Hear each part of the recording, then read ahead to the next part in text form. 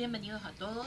Hoy vamos a trabajar y charlar un ratito sobre lo que tiene que ver con el mundo clásico. Y cuando hablamos del mundo clásico estamos hablando de la antigua Grecia y la antigua Roma. ¿Sí? Así que vamos a empezar con este mundo que es realmente apasionante. Y principalmente, ¿por qué es apasionante? Eh, por los grandes legados que nos han dejado. Si tenemos herencia de alguna cultura, esa es sin dudas la cultura grecolatina. ¿Sí?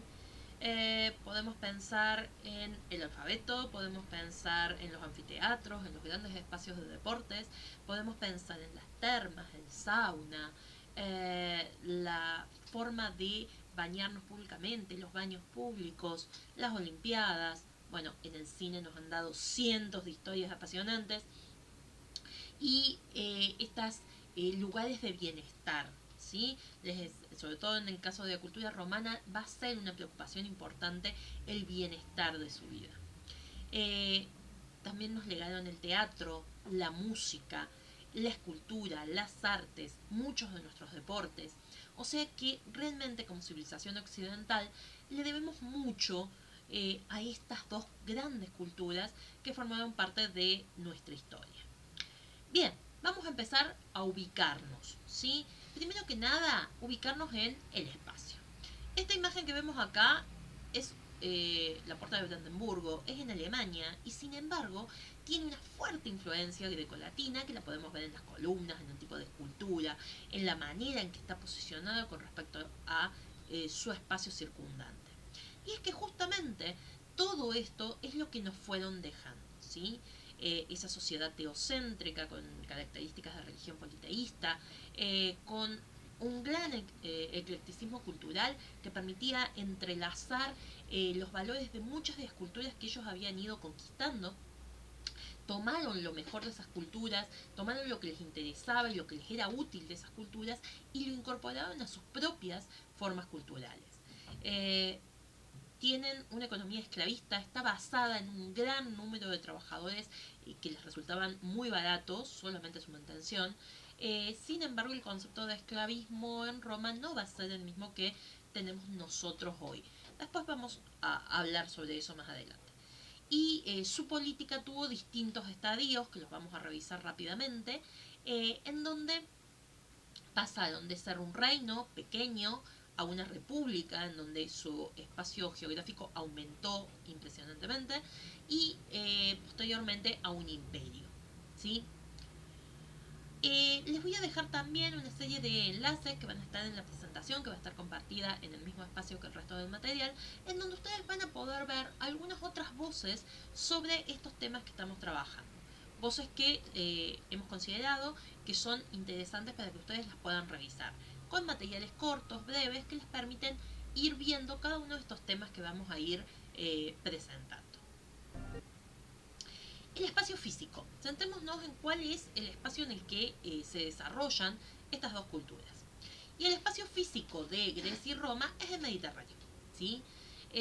Vamos a tener ese Mare Nostrum, que ellos le van a llamar, que es su gran Mediterráneo, y vamos a tener a Grecia en esta parte, donde actualmente sigue existiendo la República de Grecia, y la zona de lo que hoy es Italia, en donde tuvo su sede Roma, en la ciudad que hoy mantiene su nombre.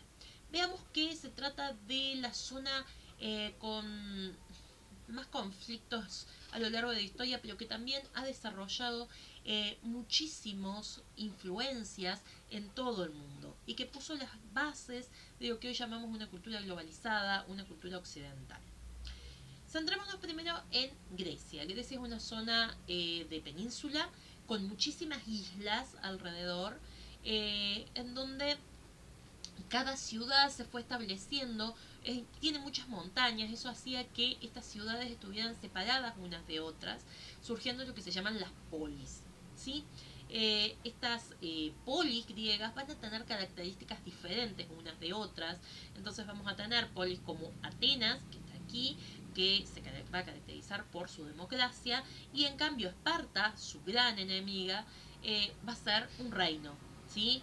Y así Macedonia también va a ser reino, vamos a tener distintas formas de gobierno en cada una de las ciudades, por lo que no podemos hablar de una sola formación política hasta la llegada de Alejandro Magno, sino de muchos países que logran convivir y, perdón, de muchas ciudades que logran convivir y armar una asociación, una liga que en distintos momentos va a estar liderada por distintas ciudades según el peso político de cada situación histórica y van a con eso enfrentar a sus enemigos, principalmente los persas, pero también van a conquistar económicamente a través del comercio toda la región del Mediterráneo. Luego tenemos a Roma, los grandes herederos del mundo griego. ¿Sí? Roma se va a extender en su momento de máximo esplendor desde la mitad de Britania, la actual Inglaterra, Reino Unido, hasta el sur de Egipto y Asia Menor. ¿Sí? Fíjense el terreno inmenso, hoy ocupado por muchos países, incluso países con mucho peso geopolítico a nivel internacional, que abarcaba este imperio romano. ¿Sí? Lo habían dividido para su organización en diversas provincias, ¿sí? La provincia hispánica, la provincia de la Galia, la provincia de Britania, Ilirium, la provincia de Asia y la provincia de África. ¿Sí? Cada una de estas provincias tenía sus propios gobernantes y sus propias autoridades.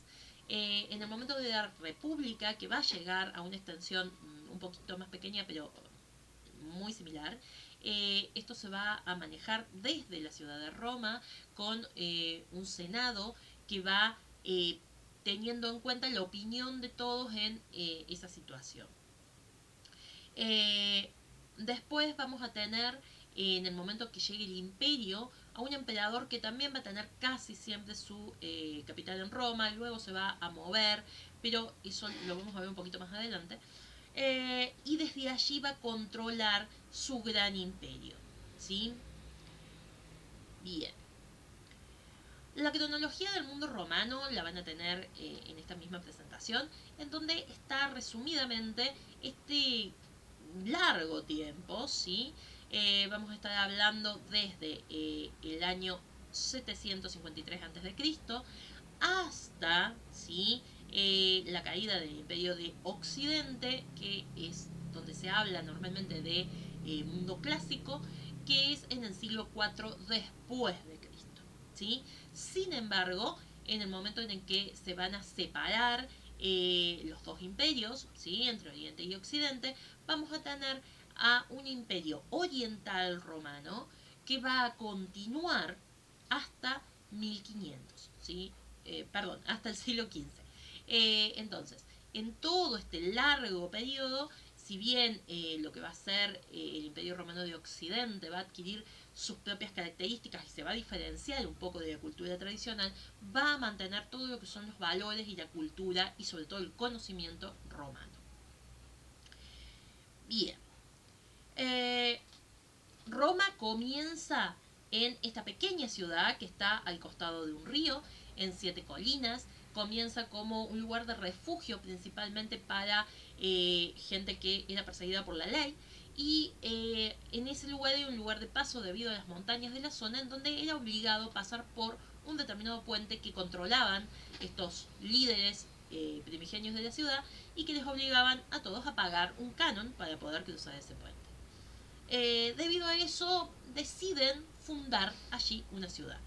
Bueno, el mito tradicional habla de Rómulo y Remo, de su cría, de estos gemelos que son criados por la loba, pero los que sí sabemos es que fue una ciudad que recibió a gente que podía estar en cualquier situación jurídica, ¿sí? No se les pedían antecedentes ni saber quiénes eran. A partir de eso vamos a tener su crecimiento poco a poco, primero tomando los territorios latinos, que son los que lo rodean, ¿sí? Principalmente conquistan a los etruscos y de allí van a tomar muchísimo de su cultura y luego se van extendiendo por el resto de la península. ¿Sí? Paralelamente al frente en África, del otro lado del mar, va a estar creciendo la civilización cartaginense, que van a ser los grandes enemigos en otro momento de Roma. ¿Sí? estas dos civilizaciones competían continuamente. Y mientras tanto también vamos a tener a los griegos que a través de su extensión comercial habían establecido colonias en la zona sur de la península itálica y desde allí van a tener una fuerte conexión económica con ese primer reino romano muy pequeño todavía, pero ya desde ese momento Roma de alguna forma se enlaza culturalmente con este intercambio que realizan en la economía e incluso establecen los mitos de su origen a partir de la Eneida enlazada con la Odisea. ¿Sí? Entonces vamos a ver que Eneas va a escapar de la guerra de Troya, ¿sí? Y mientras Odiseo tarda 20 años en volver a su casa, Eneas o está en el grupo de los fundadores de la ciudad de Roma, ¿sí? Esto es la construcción mítica que ellos hacen para poder enlazarse culturalmente y considerarse a sí mismos los herederos de el imperio, de lo que fue el imperio de Alejandro Magno, el imperio helénico. La monarquía va a tener muy poco duración, ¿sí? Su primer rey va a ser este mito de Rómulo, ¿sí? Que en una pelea con su hermano lo mata y le va a poner su nombre a la ciudad, ¿sí? Rómulo y Remo, y por eso se va a llamar Roma, ¿sí? A partir de ahí, los romanos van a convertir a los etruscos en parte de su civilización y van a tener algunos reyes de origen etrusco, pero con bastantes malos resultados. Los reyes van a tener muchos problemas, se los va a acusar de corrupción y demás. Entonces deciden cambiar la forma de gobierno y pasan a una república, ¿sí? La monarquía es este pedacito rojo que vemos aquí, esa fue la extensión máxima de la monarquía. Luego pasamos a la república, que tuvo toda esta extensión en naranja que vemos en este mapa, ¿sí? La república va a llegar a tener mucho territorio y va a ser cada vez más difícil gobernarlo. A esos tienen que sumarle que la zona de Egipto, que había quedado bajo el dominio romano a la muerte de Marco Antonio y Cleopatra, es la fuente de alimentos para Roma, la fuente principal, pero quedaba muy lejos, era difícil de controlar. La zona de España, que era otro de los graneros de Roma, también. De esa manera deciden, ante distintas situaciones políticas y militares que se les van presentando, darle el poder a una sola persona y surge el emperador. El emperador el imperio se va a extender y allí sí vamos a tener la máxima extensión de Roma, que va a ser hasta donde llegan estas imágenes en verde, ¿sí? La extensión de Roma va a ser uno de los imperios más grandes, si bien vamos a ver más adelante que hubo otros aún de mayor extensión, pero sí uno de los que más tiempo se mantuvo con esos territorios.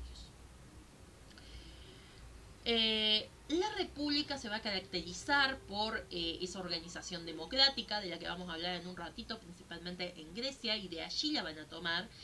Y el Senado, aún durante el imperio, se va a mantener. El Senado va a ser muy fuerte en la civilización romana y van a ser no solo los estadistas, sino también los patricios, los más ricos de este imperio. El imperio en su máxima expansión va a construir muros en la zona norte para defenderse de los pueblos a los que ellos llaman bárbaros, en alusión a que no les entendían lo que decían y para ellos balbuceaban, por eso se les llama bárbaros. Y estos pueblos que están al norte, ya sobre el final del imperio romano, van a ser invadidos por otro imperio que va a ser uno de los de mayor extensión, que es el imperio de los mongoles, y que van a empezar a correr a esas tribus bárbaras que están sobre el norte y empiezan poco a poco a entrar en la zona romana. Fíjense que Roma había establecido como límite el río, ¿sí? Y a partir de ese río tenían construidas sus fortalezas y sus defensas para evitar el ingreso de los bárbaros durante mucho tiempo. Pero ante esta situación, estos pueblos empiezan a ingresar y el destino de Roma va a ser mucho más complicado. Hacia el sur, los límites del imperio dan sobre el desierto y si bien se han encontrado restos muy dentro del desierto que había todavía fortalezas romanas, no pudieron llegar a cruzarlo, al menos no con dominio político. Sí establecieron comercio con los Tuareg y con otras civilizaciones del Sub-Sahara.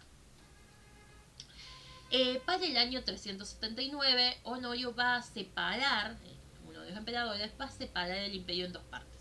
Una para uno de sus hijos, el imperio romano de Oriente para el mayor, el imperio romano de Occidente para el menor. Si bien no han pasado a la historia como dos de los mejores emperadores que tuvo Roma, pero lo cierto es que este proceso lo hicieron para tratar de manejar ya un imperio que se estaba cayendo a pedazos. El imperio romano de Occidente no va a sobrevivir mucho más y unos años después, para el siglo IV, vamos a estar ante la caída del imperio romano de Occidente conquistado por los bárbaros cuando tomen Roma y se nombren rey de Roma, ¿sí? Ya no emperador. Mientras que el imperio romano de Oriente, que incluso después va a volver a crecer y va a tomar zonas del sur de España, norte de África lo recupera casi todo y el sur de Italia, se va a mantener durante muchos siglos más, durante toda la Edad Media, convirtiéndose en el imperio bizantino, que va a tener sus propias características un poco diferentes a las tradicionales de Roma. Augusto va a ser el primer emperador, aquí lo vemos con su atuendo espléndido de emperador, y a partir de él Roma va a empezar este largo crecimiento que vamos a tener en adelante.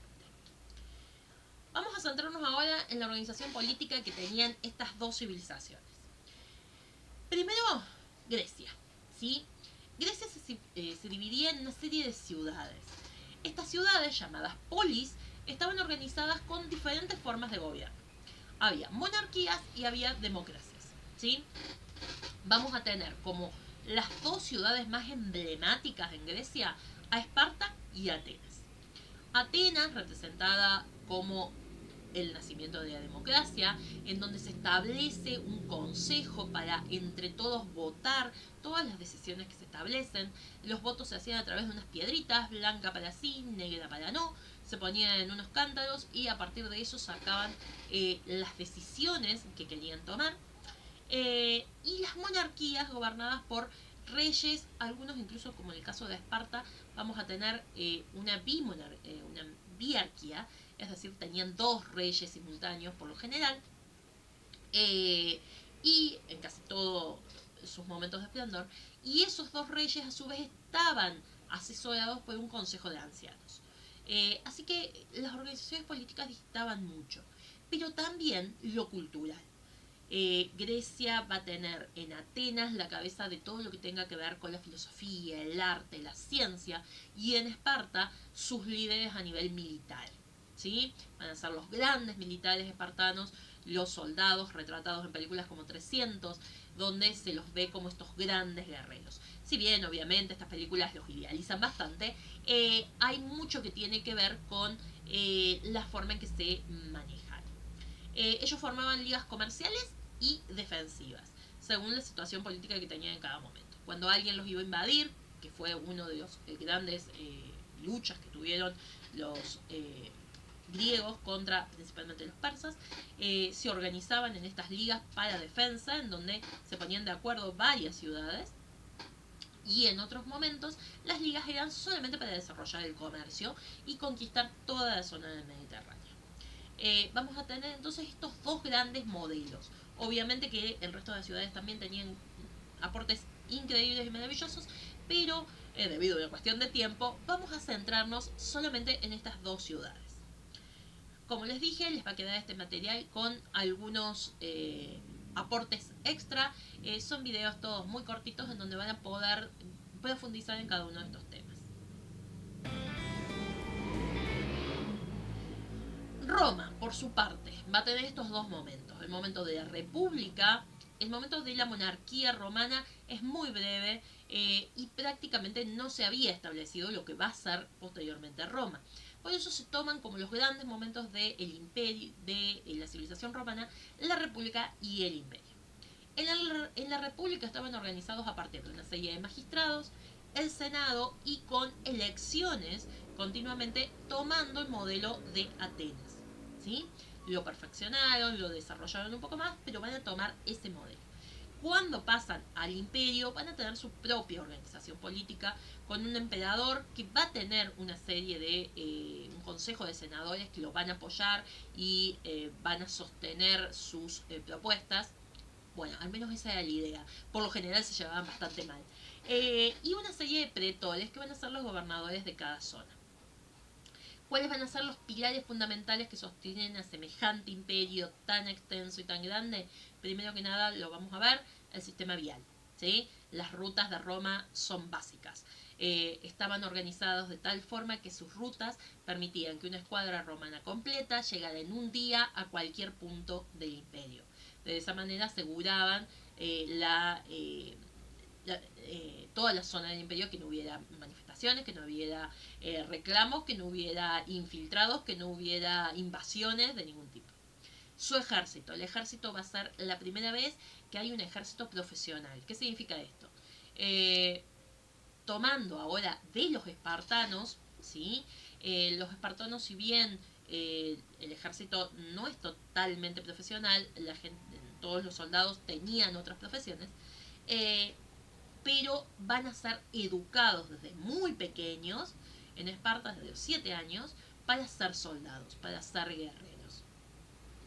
Entonces toman eso los romanos y directamente separan al ejército del resto de la sociedad. Es decir, les pagan un sueldo, les dan ciudadanía, lo cual vamos a charlar que significaba mucho prestigio para los romanos y sobre todo comida asegurada. Y a partir de eso van a tener un ejército profesional entrenando todo el día, perfeccionando sus estrategias, estudiando, perfeccionando sus armas, y de esa manera tienen un ejército que durante mucho tiempo fue imbatible. Además de eso, su gran proceso de conquista va a ser a partir de la fundación de ciudades. Las ciudades para ellos son el foco propagandístico de la cultura romana. Cuando veamos ahora todo lo que disponía una ciudad, van a entender por qué casi todas las civilizaciones aceptaban de buen grado ser conquistada por los romanos, porque estas ciudades les daban muchas posibilidades en el bienestar de vida, pero también en lo económico. Y esta posibilidad de la ciudadanía, que todos los que fueran ciudadanos, en un primer momento solamente los nacidos en la ciudad de Roma, después todos los latinos, y llegó un momento en que todos los habitantes del imperio, te aseguraba una ración mínima de comida todos los meses, de grano y de una especie de sopa de pescado que se vendía seca y se la podía rehidratar, y también de vino y aceite. ¿Sí? Entonces, por eso Roma necesitaba estas fuentes de alimento como Egipto, como Hispania, para poder mantener a todos sus ciudadanos, asegurándoles esa mínima proporción de comida. Eso no significa que fueran ricos con eso, pero sí que tenían sí o sí acceso a algo de recursos. Y el otro gran pilar que va a tener el imperio para poder manejar semejante extensión va a ser el desarrollo del derecho. Todo aquel que quiere estudiar abogacía o ciencias relacionadas va a tener que aprender sobre el derecho romano. Bien, acá les dejo otro material que habla sobre esta organización política de Roma. Es muy bueno, se los recomiendo. En cuanto a la cultura, vamos a ver que la cultura romana es muy distinta a la cultura griega. ¿Sí? Los griegos, sobre todo en Atenas, van a ser una cultura mucho más relacionada con la filosofía, con la estética, con lograr el equilibrio, ¿sí? Con la reflexión. Con los aspectos teóricos, van a reflexionar muchísimo sobre los cánones, sobre la forma en que funciona el mundo, van a desarrollar la idea de filosofía, este amor al conocimiento y a la sabiduría, sobre cómo aprender, muchos aspectos que para los romanos no tenían demasiado valor, y los romanos se van a centrar absolutamente en las cuestiones pragmáticas. Son sumamente prácticos, se van concentrando en cómo lograr desarrollar su civilización y cuáles son las mejores posibilidades para esa civilización. En esta característica va a ser que se afecte mucho lo que tiene que ver con el arte, ¿sí? Porque el arte romano va a ser un arte netamente práctico. Por eso, su gran desarrollo artístico va a ser en el área de la arquitectura, ¿sí? Va a ser donde más fuerza van a hacer. Justamente porque no es una disciplina en donde solamente importa lo bello, sino una disciplina eminentemente práctica. Y dentro de esta arquitectura, todo lo que tiene que ver con la organización vial, con las redes de caminos, es impresionante hasta el nivel que se va a llegar. En cuanto a la lengua, es una de las civilizaciones donde tenemos que considerar los aspectos que tienen que ver con la lengua, porque nos dejaron muchos de los idiomas que existen hoy. ¿Sí? Los griegos van a tomar el alfabeto que venía de los fenicios a su vez, fundadores de esta otra civilización de la que hemos hablado, Cartago, y de allí van a tomar las letras, resumiendo en una cantidad específica de letras todos los sonidos para construir todas las palabras, lo cual hizo que estos idiomas fueran muy prácticos para el comercio. Y los romanos le van a sumar muchos giros idiomáticos que tienen que ver con el mundo latino, con la zona en la que ellos estaban, y a partir de eso van a surgir, por su gran extensión en el Imperio Romano, una serie de idiomas a los que se les llaman romances, como herederos de los romanos. Entre ellos, el español, el francés, el portugués, entre otros. En este alfabeto acá vemos algunas de las letras griegas, seguramente muy conocidas por matemática por allí, en donde vemos a alfa, gamma, epsilon. ¿Sí? Cada una de estas letras se ha adaptado un poco en nuestro idioma, pero vemos que hay mucho parecido entre ellas. Y estos caracteres permitían resumir mucho más rápido, poder escribir mucho más rápido una idea que con los ideogramas que tenían culturas como la egipcia, que precede a los griegos. ¿Sí? Entonces, lo que representa cada uno de estos signos es un sonido y no una idea. Entonces, era mucho más sencillo y más rápido. Justamente por eso lo desarrollan los fenicios, los mejores comerciantes de la historia como civilización, porque ellos se tenían que comunicar rápidamente y tenían que registrar rápidamente todo lo que vendían. Y por la misma idea lo van a adoptar los griegos, también grandes comerciantes, y que necesitaban poder registrar todos esos movimientos económicos de una forma sencilla. Pero luego lo van a expandir muchísimo a partir de su utilización para el desarrollo de la filosofía, de la historia, de las distintas disciplinas que van a nacer en el mundo griego. Los romanos, a su vez, van a extenderlo por toda la península itálica y luego por toda Europa. Y se va a ir mezclando con las lenguas que después van a ir aportando tanto los pueblos que preexistían a los romanos como los que van a llegar después, es decir, los pueblos bárbaros. Entonces, con ese enriquecimiento y esas características propias van a ir surgiendo estos otros idiomas que están relacionados con el mundo latino. Veamos algunos de ellos. Miren, estas son las lenguas romance, ¿sí? Tenemos el francés, que va a ser hoy hablado en países como Francia, Bélgica, Suiza y todos los que han sido sus colonias. El provenzal occitano, que es un idioma que se habla en el sur de Francia y que todavía sigue teniendo muchos hablantes, a pesar de que no es un idioma oficial. El italiano, propiamente su zona, particularmente el toscano, que es muy hablado en toda la zona de Italia, Sicilia, Córcega, Cerdeña y partes de Suiza. ¿Sí? Recordemos que no toda Italia habla exactamente el mismo dialecto. El sardo, que es parte de otra de las zonas de Italia, que es Cerdeña. El dalmático, que se ha extinguido actualmente, pero se hablaba en la zona de Dalmacia, lo que hoy sería la zona de Yugoslavia aproximadamente, la ex Yugoslavia. Después tenemos el rumano, también descendiente de las lenguas latinos, y es justamente por su herencia que acá se extiende en toda esta zona de lo que fue la Yugoslavia, Bulgaria, Moldovia, Albania y Grecia, ¿sí? Entonces, estos lenguajes que a pesar de que suenan bastante distintos a los lenguajes por ahí más occidentales, también tienen una raíz similar y vamos a encontrar palabras muy comunes entre uno y otro.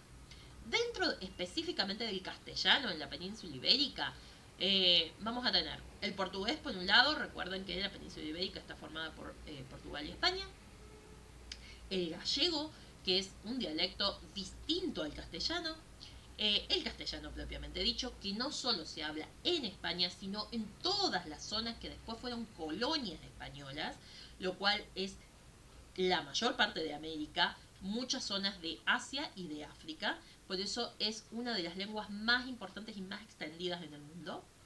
El catalán, ¿sí?, que se habla en la zona sur de Francia y el norte de España, y el vascuense, que no se lo conoce exactamente de dónde viene, pero tiene muchos, al menos, influencias de estas lenguas romances.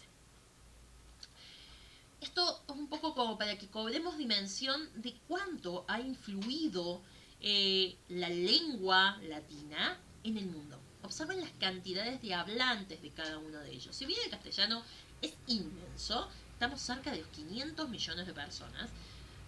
El resto no se quedan tan atrás. Tenemos a los portugueses con 176 millones de personas, el italiano con 62, el francés con 77, el rumano con 26. O sea que estamos hablando de que la influencia en el idioma del mundo a través del latín ha sido inmensa, ¿sí?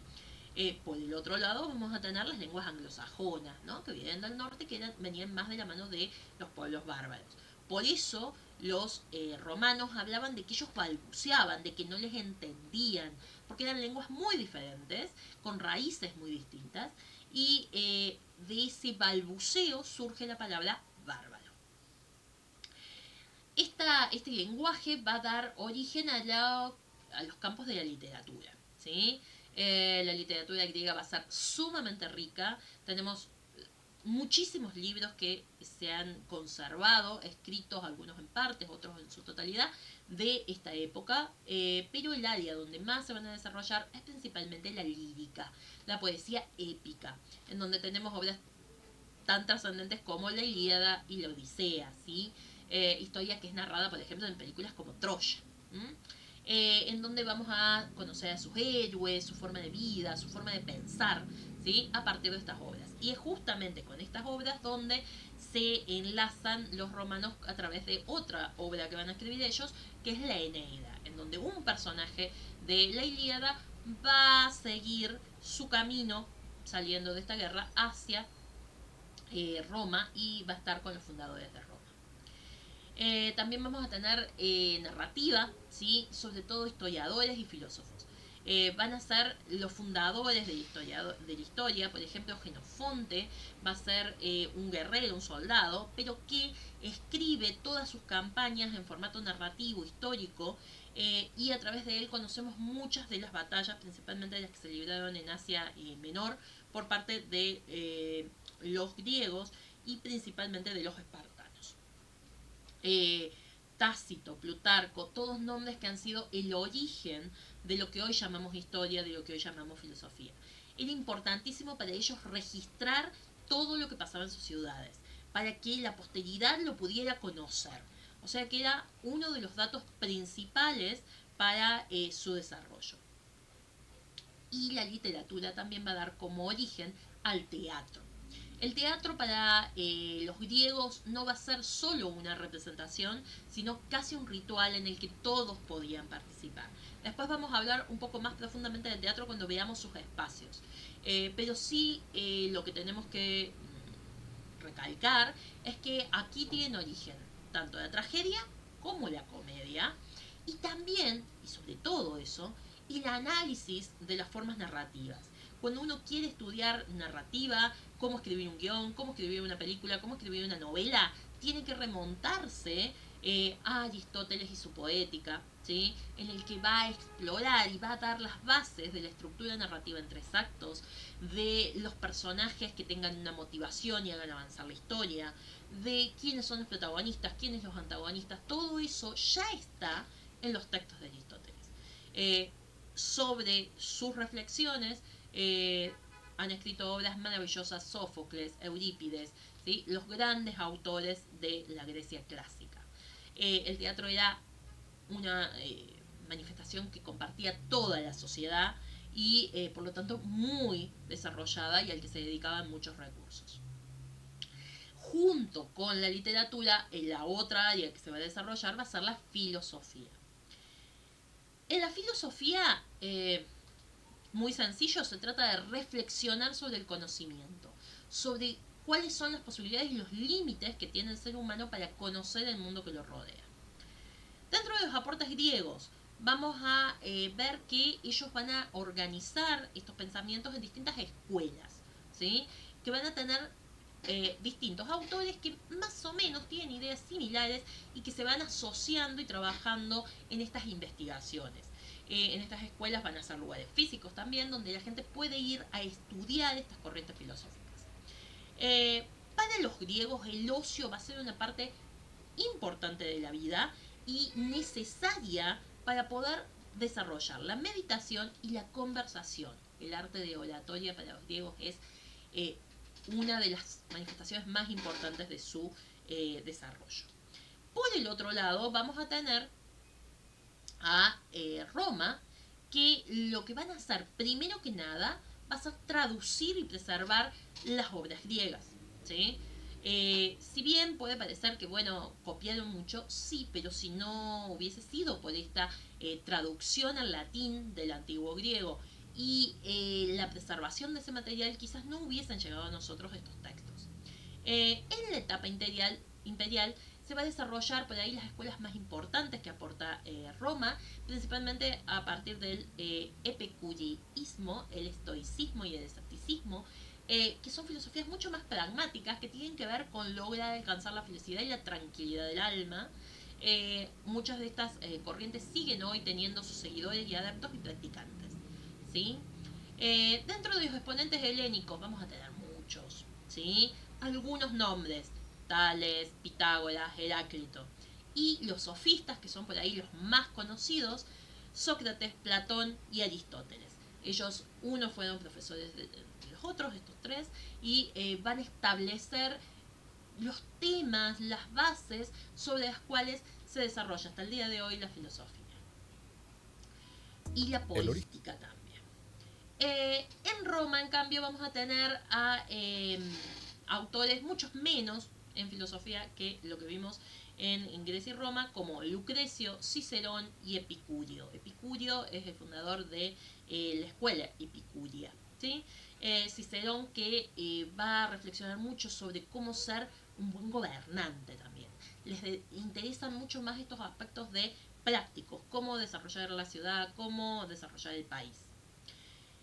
Y para ir cerrando por este primer encuentro, vamos a hablar de la ciencia y la técnica, ¿sí? Otro aspecto muy desarrollado en las dos culturas.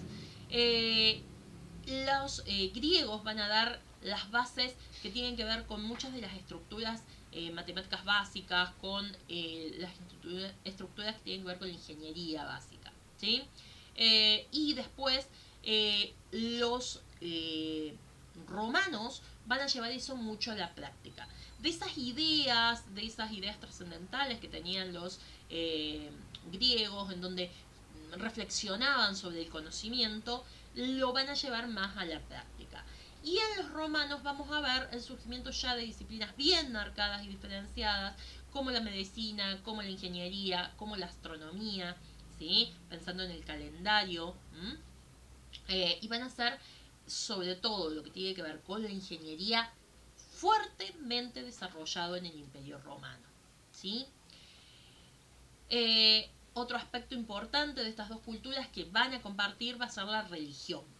La religión era una religión politeísta, es decir, que tenía muchos dioses. Todos ellos representaban de alguna forma a las fuerzas del mundo, a las fuerzas naturales, y trataban de explicar el origen del mundo y de la civilización a partir de las relaciones entre estos dioses que tenían un carácter eminentemente humano, ¿sí? Y esto va a ser muy importante.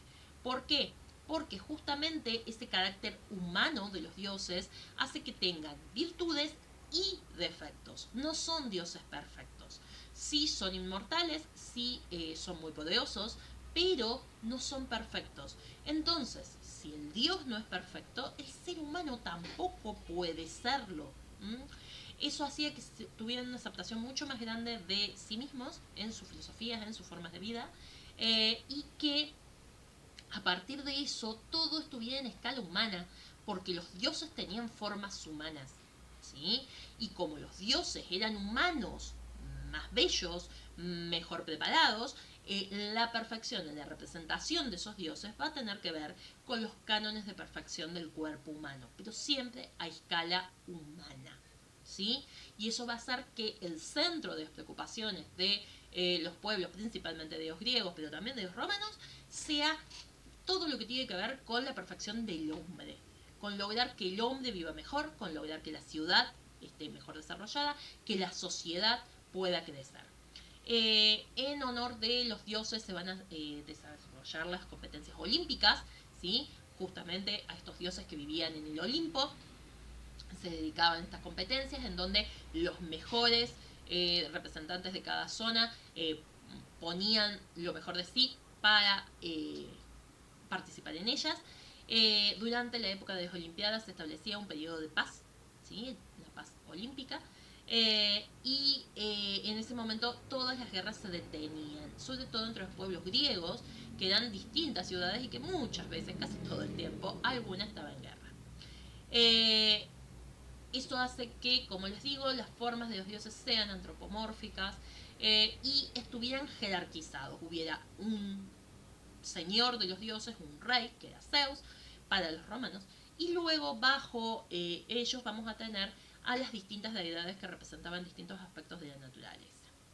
Les dejo aquí un videito que está muy interesante y que además nos pone en relación que de los griegos a los romanos va a haber un cambio de nombre en los mismos dioses, ¿sí? Júpiter va a ser Zeus, y esos cambios de dioses los va retratando y clarificando, ¿sí? Pero van a ser los mismos dioses, los mismos mitos, las mismas estructuras que las cambian de personaje. Bueno. Y nos va a quedar para nuestro segundo encuentro todo lo que tiene que ver con el arte, ¿sí? La parte más específica de nuestra preocupación. Así que con esto vamos a cerrar este primer video y nos vamos a ver en la segunda parte. Muchas gracias a todos, nos estamos viendo. Cualquier pregunta que tengan la pueden hacer en clase o la pueden anotar debajo de los comentarios del video. Muchas gracias.